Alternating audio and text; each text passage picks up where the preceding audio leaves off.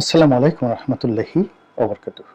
সম্মানিত দর্শক, mister Donald Trump, আমেরিকার প্রেসিডেন্ট, অতি সম্প্রতি মিস্টার নরেন্দ্র মোদীর সঙ্গে যে বৈঠক করেছেন হোয়াইট হাউসে, সেখানে বাংলাদেশ প্রসঙ্গটি এসেছে গোপনে এবং প্রকাশ্যে।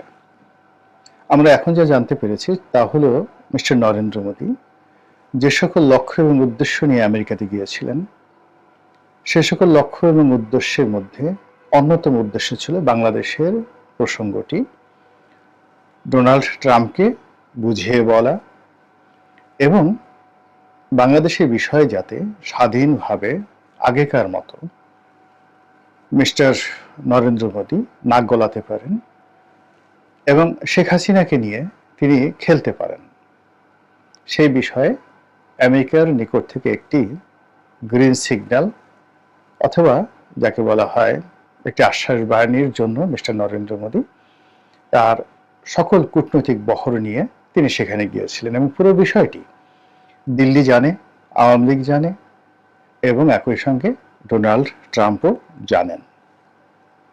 তো সেই আলোচনা পর্দার আড়ালে কি কি হয়েছে সেটা হয়তো আমরা কখনোই জানতে পারবো না আন্দাজ করা ছাড়া।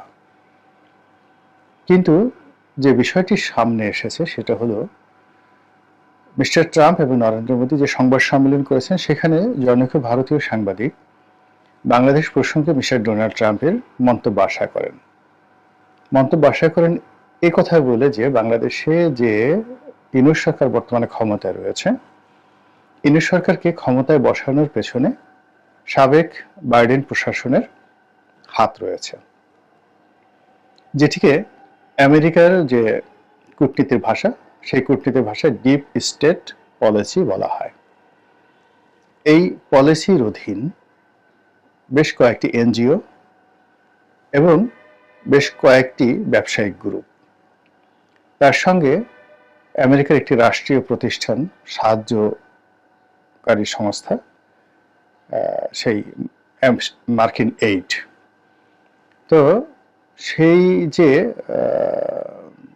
সংস্থাগুলো, অর্থাৎ সরকারি সংস্থা, মার্কিন এইড, তার বাইরে বেসরকারি কতগুলো সংস্থা আর অনেকগুলো ব্যবসায়িক প্রতিষ্ঠান এবং ব্যক্তি, বিশেষ করে ধনকুবের যশ সরোজের নাম এখানে সবার আগে চলে আসে।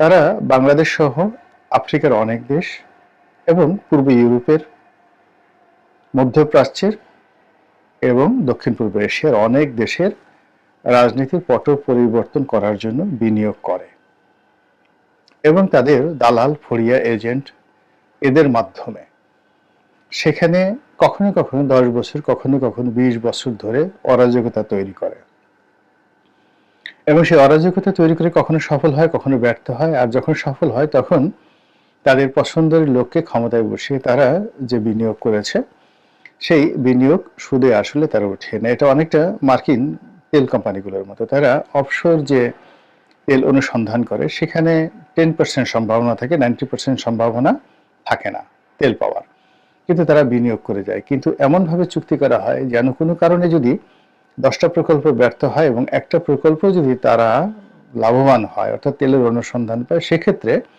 তাদের পুরো বিনিয়োগ সুদে আসলে বহুগুণ উঠে যায়। তো এইভাবে ডিপ স্টেটের যে বিনিয়োগ, এটি মার্কিন যুক্তরাষ্ট্র করে। তারপর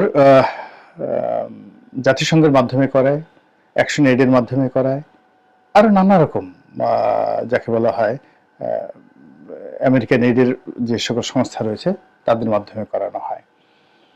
তো এই বিষয়গুলো ডোনাল্ড ট্রাম্প ক্ষমতা আসার পরপরই তিনি এই বিষয়গুলো অভিযোগ তুলেছেন। ডিপ স্টেটের যে যত ফান্ডিং আছে সেই সব ফান্ডিং বন্ধ করে দিয়েছেন, বিশেষত ইউএসএআইডি, এটি তাদের প্রধান দাতা সংস্থা, সরকারি।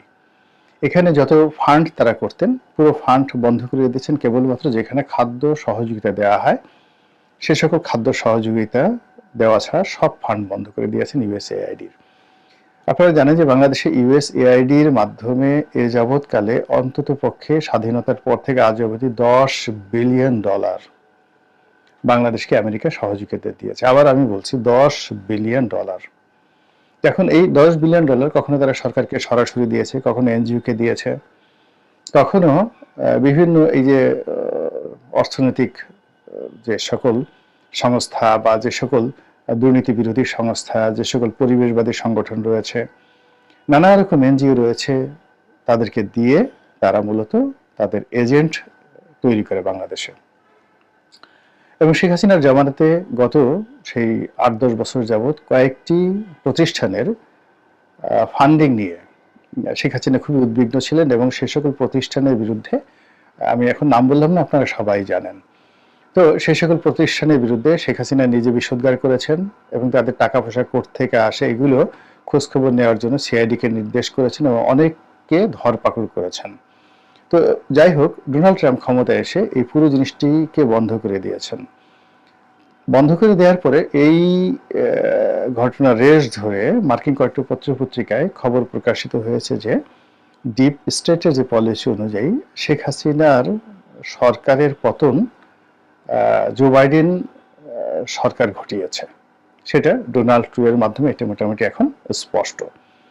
তো এই বিষয়টিতে যখন মিস্টার ডোনাল্ড ট্রাম্পকে প্রশ্ন করা হলো যে ডিপ স্টেটের মাধ্যমে যে কর্মকাণ্ড চালানো হয়েছে, সেই কর্মকাণ্ডের মাধ্যমে শেখ হাসিনাকে উচ্ছেদ করা হয়েছে এবং সেখানে যারা বসেছে তারা মূলত আমেরিকার লোকজন, তো এই ব্যাপারে আপনার মন্তব্যকে তিনি একেবারে সরাসরি নাকচ করে দিয়ে বললেন যে আমাদের এই ডিপ স্টেটের পলিসির অধীন বাংলাদেশে আমরা কোনো কিছু করিনি, এবং এটা তিনি স্বভাবতই এভাবে বলবেন এবং এর বাইরে তার অন্য কিছু বলার ছিল না।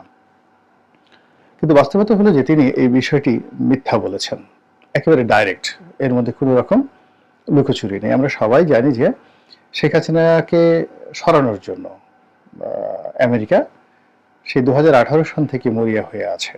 তারা সুযোগ পাচ্ছিল না, বিকল্পভাবে তারা বাংলাদেশের সকল রাজনৈতিক দলের সঙ্গে যোগাযোগ করেছেন, তারপরে নানা রকম সামাজিক সংগঠন, অরাজনৈতিক সংগঠন, এমনকি বিভিন্ন রকম নিষিদ্ধ সংগঠনের সঙ্গেও কিন্তু তাদের যোগাযোগ ছিল পার্বত্য চট্টগ্রামে এবং ঢাকা শহরে এবং সীমান্ত অঞ্চলগুলোতে।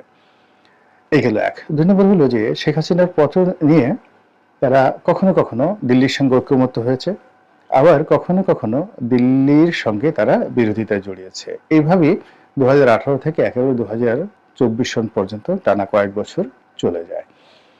তো সর্বশেষ যেটি হয় সেটি হলো শেখ হাসিনার পতনের ব্যাপারে দিল্লি এবং আমেরিকা ঐক্যমতে পৌঁছায় এবং তার প্রেক্ষিতে ঘটনা নাটকীয়ভাবে একটার পর একটা দুর্ঘটনায় পরিণত হয় এবং শেখ হাসিনাকে বলতে গেলে একটা ফাঁদের মধ্যে ফেলে আমেরিকা এবং ভারত সেখানে তারা দিল্লিতে নেওয়ার ব্যবস্থা করে এবং এত সিস্টেমেটিক ওয়েতে কাজটি করে, যার ফলে বাংলাদেশের পুরো রাষ্ট্রীয় ব্যবস্থাকে তারা ব্যবহার করে যাতে করে আগামী দিনগুলোতে অনেককে তারা জিম্মি করতে পারে এবং নিজেরা আন্তর্জাতিক যে কোনো চাপ থেকে, দুর্নাম থেকে, বদনাম থেকে নিজেদেরকে রক্ষা করতে পারে। এরপর শেখ হাসিনাকে দাঁত ভাঙা জবাব দেওয়ার জন্য, শিক্ষা দেওয়ার জন্য, তার মগজ ধুলাই করার জন্য তারা বেশ কিছুদিন তাকে নজরবন্দি করে রাখে। তার কথাবার্তা বন্ধ ছিল, তিনি কোথায় ছিলেন সেটা আগেও যেভাবে আমরা জানতে পারিনি, এখন আমরা সেভাবে জানি না। তবে এখন তিনি কথা বলতে পারছেন, কিন্তু প্রথম দিকে তিনি কথাও বলতে পারেননি এবং পরিবারের আপনজনের সঙ্গে তিনি দেখা করতে পারেননি। এমনকি শেখ রেহানার সঙ্গে তাকে বিচ্ছিন্ন করে দেওয়া হয় এবং শেখ রেহানাকে ইংল্যান্ডে পাঠিয়ে দেওয়া হয়।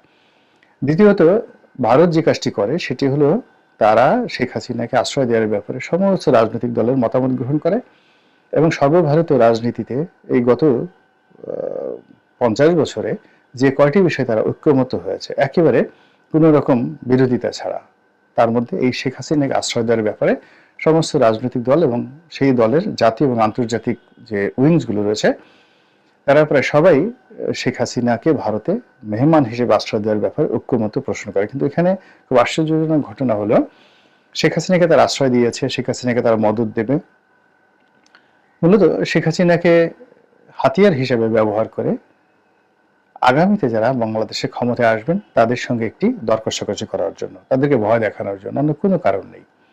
আর সেটি যদি না হয় তাহলে আমেরিকা এবং ভারত আবার শেখ হাসিনাকে ক্ষমতায় বসানোর জন্য মরণ কামড় দেবে। এর কোনো রকম যাকে বলা হয় বিকল্প ভারত চিন্তা করছে না। এবং এখন ভারত বাংলাদেশের সঙ্গে যে সকল যোগাযোগ, সব যোগাযোগ বন্ধ রেখেছে এবং তারা বলার চেষ্টা করছে যে এই সরকার যেহেতু অনির্বাচিত, কাজেই এই সরকারের সঙ্গে তারা কোনো রকম আলোচনা করবে না। আগামীতে যারা নির্বাচিত সরকার আসবে তাদের সঙ্গে আলোচনা করবে। এই যে নির্বাচন এবং নির্বাচিত, এখানে ভারত দুই হাতে খেলছে এবং আমেরিকা এখানে তাদেরকে সহযোগিতা করছে। এখানে ডিপ স্টেট পলিসি অনুযায়ী আমেরিকার বাইডেন প্রশাসন যেভাবে সরাসরি বাংলাদেশের প্রতিটি বিষয় নিজ হাতে তারা দেখতেন এবং নিজেদের চোখে সবকিছু দেখতেন, নিজেরা বিনিয়োগ করতেন, সেই বিষয়টি ডোনাল্ড ট্রাম্প এখন নিজে না করে ভারতের ঘাড়ের উপর চাপিয়ে দিয়েছেন। অর্থাৎ বাংলাদেশে যা কিছু হবে তার ব্যয়ভার থেকে শুরু করে সমস্ত কিছু ভারতকে বহন করতে হবে। এবং এই কাজটি ডোনাল্ড ট্রাম্প যে কেবলমাত্র ভারতের সঙ্গে করছেন তা নয়, তিনি তাদের যে বিশ্বস্ত বন্ধু, দীর্ঘদিনের বিশ্বস্ত বন্ধু ইউরোপ এবং ন্যাটো, তাদের সঙ্গে ঠিক সেম আচরণ করছেন। ন্যাটোতে তিনি ফান্ডিং বন্ধ করে দেওয়ার হুমকি দিয়েছেন এবং ইতিমধ্যে ফান্ডিং তারা অনেকটা কমিয়ে দিয়েছেন। এবং যে সকল দেশে আমেরিকান ঘাঁটি রয়েছে সেখানে তারা অতিরিক্ত অর্থ দাবি শুরু করে দিয়েছেন। একই সঙ্গে জাতিসংঘের যে সকল প্রতিষ্ঠানে তারা খুব বেশি দান খয়রাত করতেন, বিশেষ করে WHO এবং বিশ্ব মানবাধিকার কমিশন, যেটা জাতিসংঘ মানবাধিকার কমিশন, এই সকল প্রতিষ্ঠানে তারা অনুদান বন্ধ করে দিয়েছে, আরো অনেক কিছু। তো কাজেই আগামীর এই বিশ্বে মার্কিন যুক্তরাষ্ট্র যেভাবে খেলতে চাচ্ছে, সেই খেলার মূল থিওরি হবে আমি শুধু নেব, তোমাকে কিছুই দেব না। আমি সব কলকাঠি নাড়ব, কিন্তু আমি নিজের গায়ে কাদা মাখাবো না।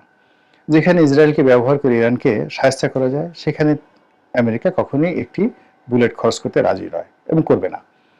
এরপর যেখানে ভারতকে ব্যবহার করে কোনো কিছু করা যায়, যেখানে ইংল্যান্ডকে ব্যবহার করে, ফ্রান্সকে ব্যবহার করে কোনো কিছু করা যায়, রাশিয়াকে ব্যবহার করে কোনো কিছু করা যায়, সেই কাজটি তারা খুব সুনিপুণভাবে এগিয়ে যাচ্ছে। এবং তারই প্রেক্ষিতে এই যে বাংলাদেশে নরেন্দ্র মোদীর এবং ভারতের এবং সর্বোপরি বিজেপির যে নতুন তৎপরতা শুরু হলো, এবং এই তৎপরতার বিষয়ে মার্কিন যুক্তরাষ্ট্র যে মিথ্যা কথা বলল এবং ভারতকে যে ব্ল্যাঙ্ক চেক দিল, এই বিষয়গুলো আমাদের যারা কর্তাব্য ব্যক্তি রয়েছে তারা বিবেচনা করবেন এবং সিদ্ধান্ত গ্রহণ করবেন বাস্তবতার নিরিখে। এটাই আমার আশা। আল্লাহ আমাদের সবাইকে হেদায়েত দান করুন এবং হেফাজত করুন। আসসালামু আলাইকুম ওয়া রাহমাতুল্লাহি ওয়া বারাকাতুহু।